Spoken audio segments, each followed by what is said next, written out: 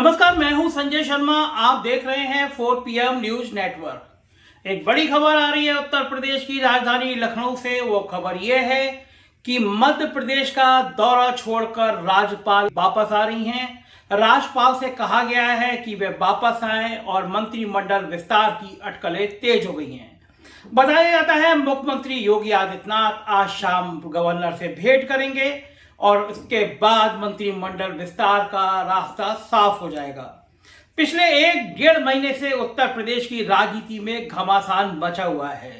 अरविंद शर्मा को लेकर तरह तरह के कयास लगाए जा रहे हैं, तरह तरह की बातें की जा रही हैं और यह कहा जा रहा है कि यूपी दरबार और दिल्ली दरबार के बीच रिश्ते अच्छे नहीं बचे हैं, तो दिल्ली दरबार अब यूपी दरबार पर नकेल कसना चाहता है, क्योंकि उसको पता है कि यूपी की नौकरशाही ने सब कुछ बर्बाद कर दिया है। उत्तर प्रदेश में सारे विधायक नाराज हैं, सारे संगठन के लोग नाराज हैं और ये मान रहे हैं कि विधायकों की, मंत्रियों की कोई हैसियत नहीं बची है। उत्तर प्रदेश में विधायक दलों का तबादला नहीं करा सकता।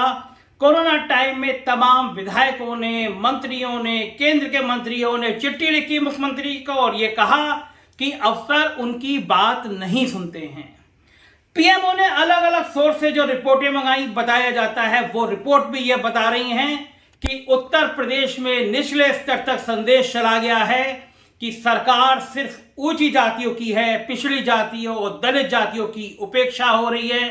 अफसर हावी हो गए हैं, लोगों के काम नहीं हो रहे हैं। बताया जाता है कि केंद्रीय नेतृत्व ने तय किया कि अब नौकरशाही की कमान अरविंद शर्मा को दी जाए, उन्हें डिप्टी सीएम बनाया जाए या अमर सिंह की तरह कोई एक औद्योगिक विकास परिषद बना के उसका चेयरमैन बनाया जाए और यूपी के सारे ब्यूरोक्रेट की कमान उनके हाथ में दिया जाए। मगर इस दौर में जब योगी आदित्यनाथ का कद भी पूरे देश में बढ़ा हुआ है, उनके समर्थक उन्हें भावी प्रधानमंत्री के रूप में प्रस्तुत करने की लाइन में लग गए हैं, ऐसे में अगर योगी आदित्यनाथ के हाथ से नौकरशाह निकल जाएंगे और जैसे चर्चा चल रही है कि केशव मौर्य बीजेपी के अध्यक्ष बन जाएंगे, तो मुख्यमंत्री करेंगे क्या? मुख्यमंत्री का दायरा बहुत सीमित हो जाएगा। दायरा सिर्फ इतना बचेगा कि वो हेलीकॉप्टर से जिले जिले में दौरा करते रहे, जैसे वो आजकल दौरा करते हैं। किसी जिले में जाते हैं, 2 घंटे रुकते हैं और भाग आते हैं। जैसे बचपन में हम लोग कबड्डी खेला करते थे और कबड्डी में पाला छू के भागा करते थे, तो लोग सवाल कर रहे हैं कि आखिर 2 घंटे में ऐसा मुख्यमंत्री क्या देख रहे हैं? अफसर जो दिखाते हैं सिर्फ वही दिखा के चले जाते हैं। तमाम जगह से ऐसी खबरें आ रही हैं। मिर्जापुर में विधायक मंत्रियों की उपेक्षा कर दी गई, बल्कि बेइज्जती कर दी गई। वो बेइज्जती उस समय की गई जब मुख्यमंत्री मौजूद थे। जनप्रतिनिधियों से मिलने नहीं दिया जा रहा, पत्रकार सवाल करते नहीं हैं, तो आखिर 2 घंटे में मुख्यमंत्री क्या करके लौट आते हैं जिलों से, ये बात भी अब किसी को समझ में नहीं आ रही।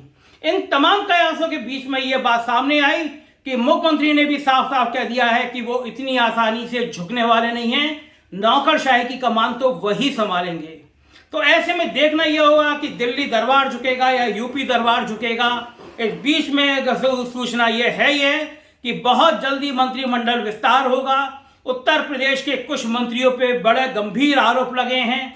हाल ही में बेसिक शिक्षा मंत्री के भाई के ऊपर आरोप लगा था कि मंत्री के भाई ने गलत प्रमाण पत्रों से नौकरी हासिल कर ली। अगले ही दिन मंत्री की माताजी के नाम करोड़ों की जमीन लाखों में खरीदने का मामला सामने आया। एक जगह और बड़े टेंडर घोटाले का जिक्र चल रहा है। तो तमाम ऐसे घोटाले हैं जो योगी सरकार के ऊपर ये साबित करते हैं कि बातें भली ईमानदारी की हों, लेकिन भ्रष्टाचार लगातार हावी हो रहा है। कोई विभाग ऐसा नहीं है जहां कमीशन के रेट बढ़ नहीं गए हों। नौकरशाहों ने जनप्रतिनिधियों को ताक पे रख दिया है, तो व्यवस्थाएं तार तार हो रही हैं। ऐसे में देखना यह होगा क्या मुख्यमंत्री योगी आदित्यनाथ अपना वर्चस्व बचा पाते हैं, और यह भी देखना होगा कि क्या वो अरविंद शर्मा को इतना ताकतवर एक विकल्प बनने से रोक पाते हैं।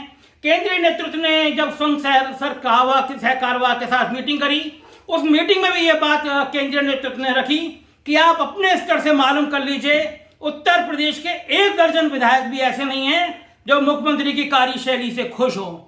सिर्फ महेंद्र सिंह और सुरेश राणा को छोड़ दीजिए, तो किसी भी मंत्री से बात करके देखिए, वो मुख्यमंत्री की कार्यशैली से खुश नहीं है। 6 महीने बचे हैं, तो हम लोग जाके करेंगे क्या?